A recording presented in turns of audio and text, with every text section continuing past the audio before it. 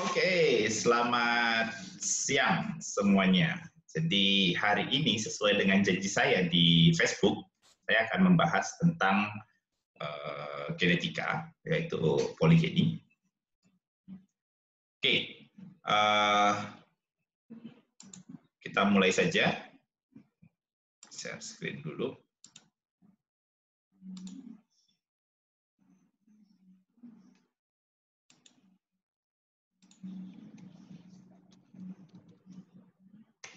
Oke,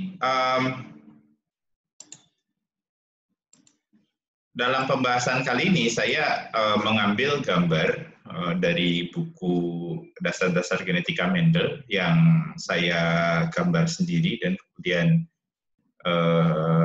beberapa nanti ada yang diambil dari web juga. Nah, kebetulan buku ini saya tulis bersama dengan Bu Wina Dian Safitri. Semoga nanti teman-teman bisa lihat, dan kalau tertarik ya silahkan dibeli secara online. Ini diterbitkan oleh Graha Ilmu. Baik, mungkin pada waktu awal-awal belajar genetika kita belajar tentang persilangan yang dilakukan oleh George Mendel. Kita mengenal istilah biji bulat, biji kisut, warna kuning, warna hijau, kemudian daun misalnya tunas aksiler, tunas terminal, kemudian di sini ada tinggi dan pendek. Jadi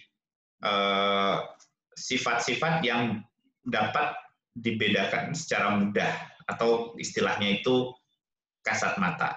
Nah, pewarisan-pewarisan sifat seperti itu kita sebut dengan pewarisan sifat yang bersifat kualitatif. Ya, ciri khasnya ya variasi fenotipnya sedikit dan kemudian gampang dibedakan antara varian yang satu dengan yang lain. Seperti pada gambar ini terlihat tinggi, pendek, seperti itu. Jadi sangat kontras. Nah, di sisi lain kemudian ada yang disebut dengan sifat kuantitatif. Nah, sifat kuantitatif ini memiliki varian fenotip yang sangat tinggi dan variasinya itu bergradasi. Kita lihat ini misalnya pendek, kemudian ada agak pendek, kemudian agak tinggi, kemudian tinggi seperti ini. Nah, kenapa kemudian disebut kuantitatif? Karena seringkali untuk membedakan varian fenotip satu dengan yang lain misalnya, itu dibutuhkan pengukuran agar kita tahu bahwa oh iya ini dua fenotip yang berbeda. Misalnya, kadang-kadang kita menemukan dua teman dengan tinggi badan yang terlihat sama, tetapi kemudian ketika kita melakukan pengukuran ternyata tingginya beda. Yang satu tingginya 170 cm, satunya lagi 170,5 cm. Jadi secara penampakan atau pengamatan mata itu terlihat tidak berbeda tingginya, tapi ternyata kalau kita lakukan pengukuran, keduanya memiliki tinggi yang berbeda. Ya, kurang lebih itu adalah contoh dari sifat kuantitatif. Nah, bagaimana cara kita tahu bahwa suatu sifat itu adalah sifat yang bersifat kualitatif atau kuantitatif dari persilangan? Mari sekarang kita lihat contoh dua persilangan ini. Yang pertama adalah persilangan tinggi pada kacang. Ya. Kita bisa lihat di sini kacang pendek dan tinggi disilangkan. Keduanya galur murni menghasilkan F1. Nah, apa yang kita bisa lihat dari F1 di sini? Ternyata F1-nya ya kan memiliki fenotip yang sama seperti salah satu dari kedua induk, yaitu induk yang dominan. Nah, di sini tinggi dominan, sehingga F1-nya itu memiliki fenotip tinggi. Nah, ketika kemudian F1 disilangkan dengan sesamanya, maka dihasilkan F2. Nah, apa yang kita bisa lihat di sini, di F2, fenotip yang ada di F2 itu sama dengan fenotip yang ada di parental, yaitu pendek dan tinggi. Yang berubah hanya proporsinya saja. bahwa di sini fenotip dominan yaitu tinggi itu frekuensinya atau proporsinya lebih tinggi daripada yang resesif yaitu pendek. Oke, jadi di sini tinggi pada kacang itu adalah bersifat kualitatif. Oke, kenapa kualitatif? Tadi sudah bisa dilihat ciri-cirinya di sini bahwa F1 memiliki fenotip yang sama dengan salah satu dari kedua induknya, yaitu fenotip yang dominan. Kemudian pada F2, varian fenotip yang muncul itu sama dengan variasi fenotip pada parental. Nah, terus bagaimana dengan kuantitatif? Mari kita lihat sekarang.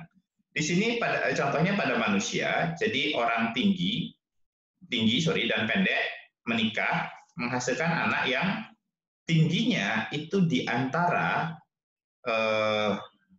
kedua orang tua. Jadi misalnya kalau ini adalah 100, mungkin 170, ini 180, maka tinggi anak ini adalah 175, kurang lebih seperti itu. Jadi tinggi F1-nya ya adalah tinggi rata-rata dari kedua orang tua atau ada di antara kedua orang tuanya.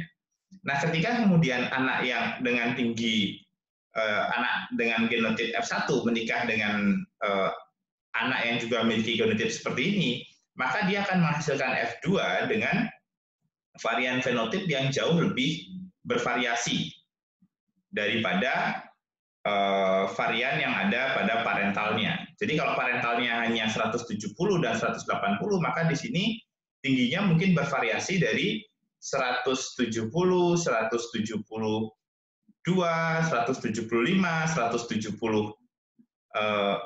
178 sampai akhirnya 180. Oke. Jadi variasi fenotip F2 itu jauh lebih tinggi daripada variasi fenotip tetua atau parental, kurang lebih seperti itu. Nah, itu yang membedakan kalau kita melakukan persilangan antara warisan sifat kualitatif dan warisan sifat kuantitatif. Oke. Nah, pertanyaannya sekarang, kok bisa sifat kuantitatif muncul? Oke. Sifat kuantitatif muncul, ini berkaitan erat dengan pewarisan sifat yang diatur oleh banyak gen atau dikenal dengan istilah poligeni di sini. Nah, apa itu poligeni? Kita lihat di sini. Misalnya, tinggi tumbuhan ya kan, dipengaruhi oleh hormon pertumbuhan. Nah, dan diketahui bahwa hormon pertumbuhan ini produksinya itu diatur oleh 3 gen yang berbeda, yaitu gen A, gen B, gen C. Nah, banyaknya hormon yang dihasilkan ini tergantung nanti oleh berapa banyak alel dominan gabungan dari A, B, dan C. Nah, sifat tersebut kemudian memunculkan variasi genotip dan fenotip seperti terlihat pada tabel berikut ini. Oke, mari kita lihat sekarang. Andaikan tumbuhan homozigot resesif untuk ketiga gen, maka dia tidak mampu memproduksi hormon pertumbuhan. Dan akhirnya memiliki tinggi 10 cm. Tapi apa yang terjadi ketika tumbuhan tersebut memiliki satu alel dominan? Jadi bisa gen A-nya salah satu alelnya dominan, B-nya atau alel C-nya. Maka satu alel dominan ini akan memicu tumbuhan untuk menghasilkan hormon dengan dosis 1 sehingga tingginya menjadi 11 cm. Nah, kalau tumbuhan itu kemudian memiliki 2 alel dominan, bisa A-nya homozigot, B-nya homozigot, C-nya homozigot, atau memiliki satu alel dominan A dan satu alel dominan B, atau satu alel dominan B, satu alel dominan C.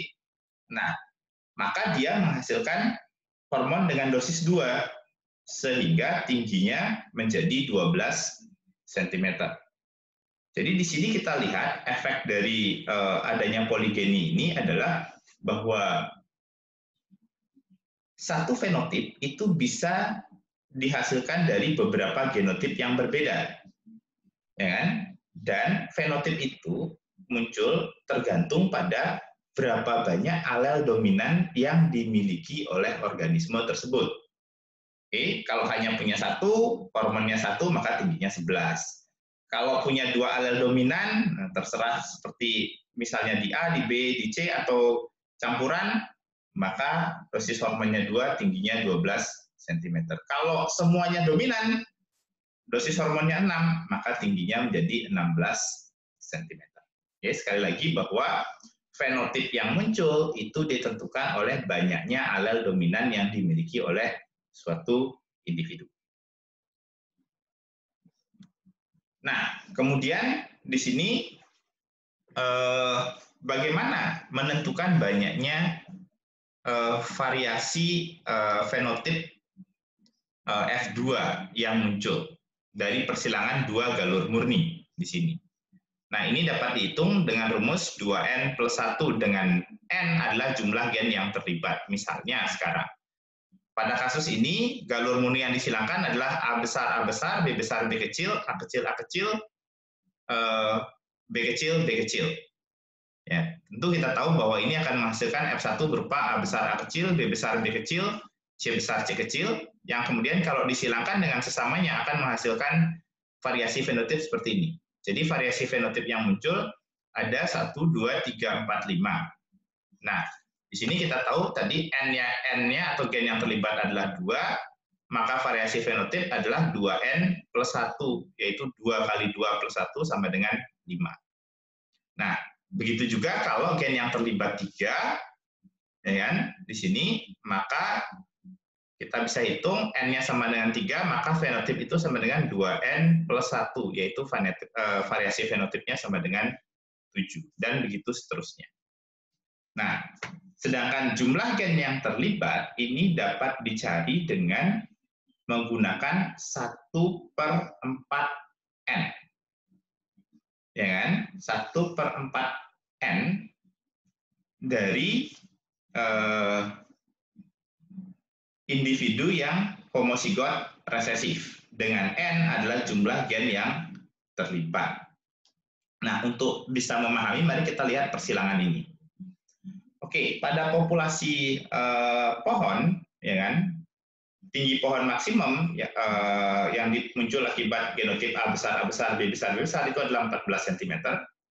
Sedangkan tinggi pohon paling rendah dalam populasi yang disebabkan oleh genotip A kecil, B kecil, B kecil itu adalah 10 cm.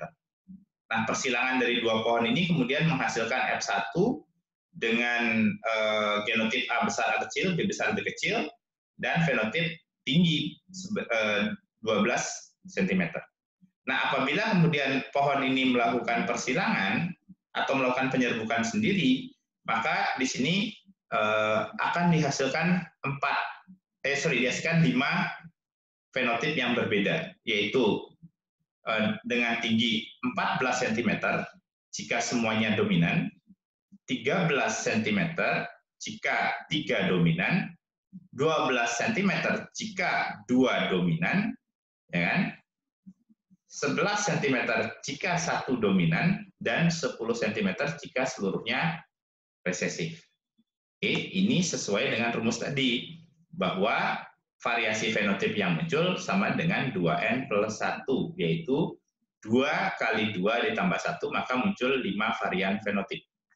Nah, sekarang kalau dari hasil persilangan misalnya sekarang, andaikan kita tidak tahu gen yang terlibat, maka berapa banyak gen yang terlibat? Nah, kita bisa lihat di sini, ya kan? Peluang munculnya organisme dengan tinggi atau pohon dengan tinggi 10 cm itu adalah 1/16. Dari mana 16-nya? Ini adalah dari total total anakan atau total varian anakan yang muncul. Ini jadi jumlah totalnya 16. Nah, 1/16. Berarti jumlah gen yang terlibat adalah 1/4N. Nah, kita tahu bahwa 4N, ya kan, itu yang menghasilkan 16 adalah dengan N sama dengan 2. Jadi dari sini kita tahu bahwa jumlah gen yang terlibat adalah 2. Oke. Nah, itu mudah-mudahan bisa membantu. Oke, untuk lebih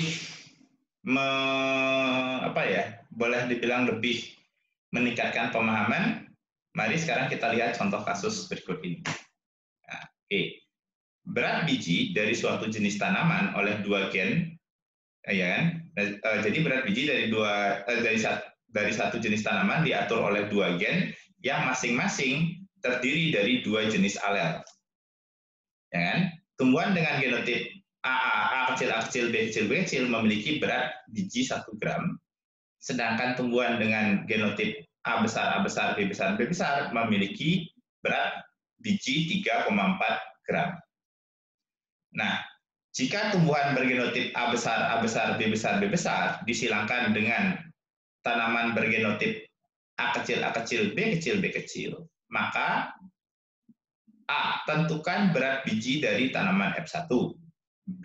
Tentukan berapa persen dari F2 memiliki berat biji 2,2 gram. Oke, ada dua solusi untuk mengerjakan kedua pertanyaan tersebut. Mari kita lihat sekarang solusi pertama. Nah, dalam solusi pertama, ya kan, yaitu menentukan berat biji dari F1, ya kan? Yang pertama kita tahu bahwa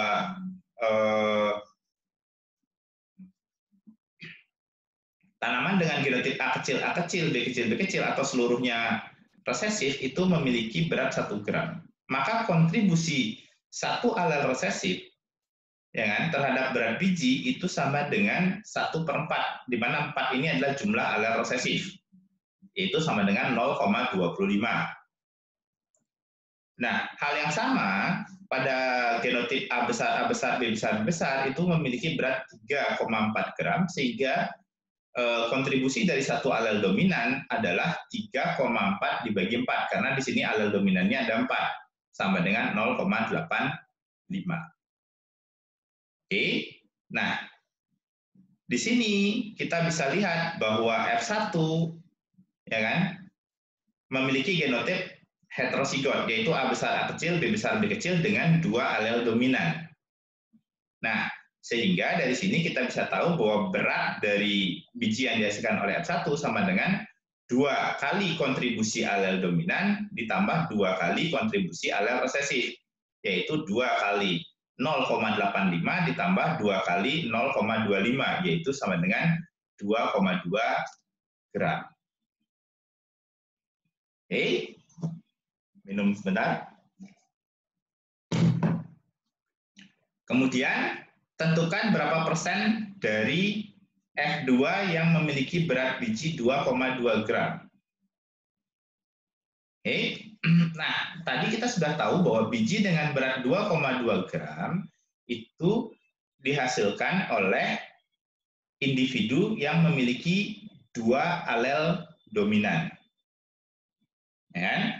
Nah, oke, F2 sendiri itu dihasilkan dari persilangan A besar, A kecil, B besar, B kecil dengan sesamanya, yaitu A besar, A kecil, B besar, B kecil. Nah, untuk menyelesaikan soal ini, kita bisa menggunakan metode monohibrid. Jadi kita pecah menjadi 2 persilangan.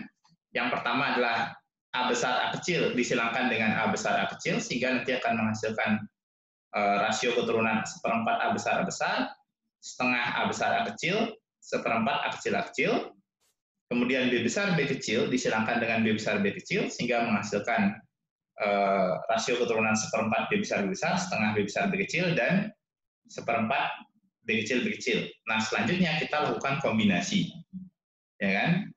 Lakukan kombinasi agar menghasilkan individu dengan dengan 2 alel dominan. Maka yang pertama adalah 1/4 A besar, ya kan, bertemu dengan 1/4 B kecil, B kecil, sehingga menghasilkan 1/16 A besar, B kecil, B kecil.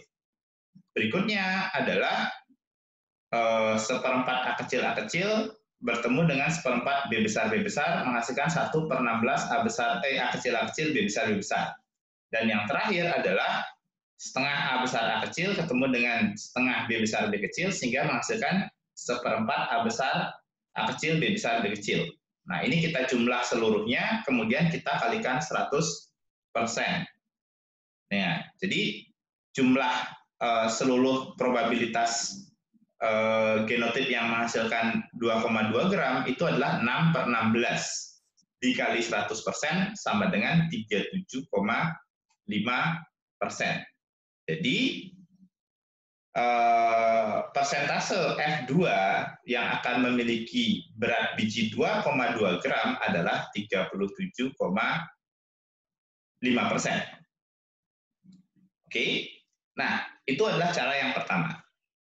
Nah, bagaimana menggunakan cara yang kedua? Nah, solusi dengan cara yang kedua adalah ini, yaitu tentukan berat biji dari tanaman F1. Nah, ini caranya adalah kita buat selisih berat dari individu homozigot dominan dengan homozigot resesif, yaitu 3,4 dikurangi 1 sama dengan 2,4. Ini artinya apa? Setiap penggantian satu alel dominan, setiap penggantian satu alel resesif dengan alel dominan itu akan berkontribusi sebesar 2,4/4, yaitu 0,6. Oke, jadi sekali lagi, setiap pergantian alel resesif oleh alel dominan itu akan menyebabkan kenaikan berat sebesar 0,6. Sehingga di sini F1 yang memiliki genotip A besar, A kecil, B besar, B kecil akan memiliki berat 1 ditambah, ya kan? Karena dia memiliki 2 alel dominan, maka di sini 2 alel resesif digantikan oleh 2 alel dominan. Berarti 1 ditambah 2 kali 0,6, yaitu sama dengan 2,2 gram. Oke, jadi hasilnya tetap sama. Caranya sedikit beda. Kemudian, untuk menentukan berapa persen dari F2 yang memiliki berat biji 2,2 gram, kita bisa menggunakan rumus kombinasi, yaitu NCR, ya kan, sama dengan N faktorial per N min R faktorial kali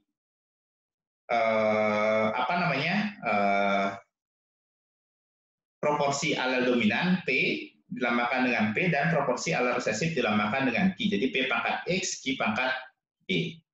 Nah, di sini karena kita ingin mencari, kita punya 4 alel dan yang kita cari yang memiliki 2 alel dominan, maka rumusnya adalah 4 faktorial per 4 minus 2 faktorial dikali setengah pangkat 2. Oke, kan setengah pangkat 2 alel dominan kali setengah pangkat 2 alel resesif, sehingga sama dengan 12/2 kali 1/16, yaitu sama dengan, sorry, di sini salah, jadi sama dengan 6/16 atau sama dengan tadi ya 32,5% kalau nggak salah. Jadi kan hasilnya jadinya sama seperti sebelumnya. Oke. Nah,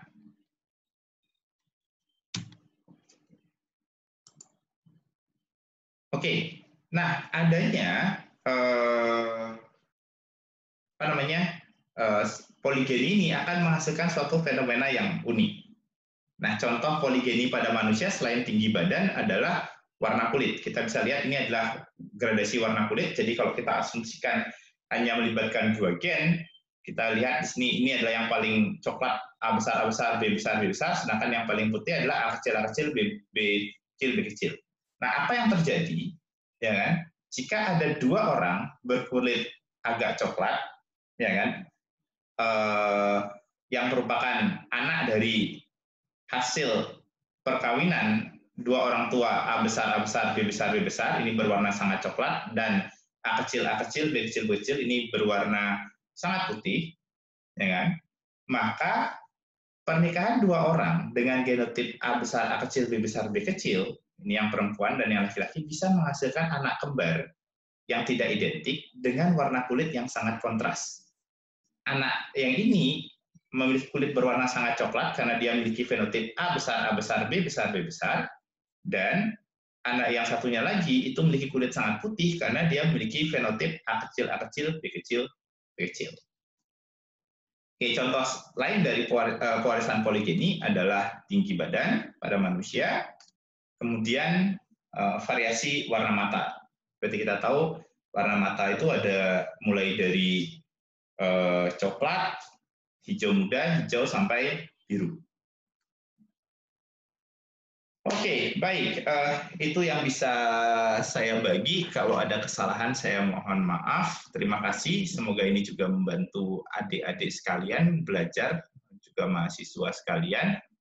Ya, kalau ada pertanyaan atau diskusi, kita bisa berdiskusi di kolom komentar. Terima kasih. Semoga kita diberi kesehatan oleh Yang Maha Kuasa.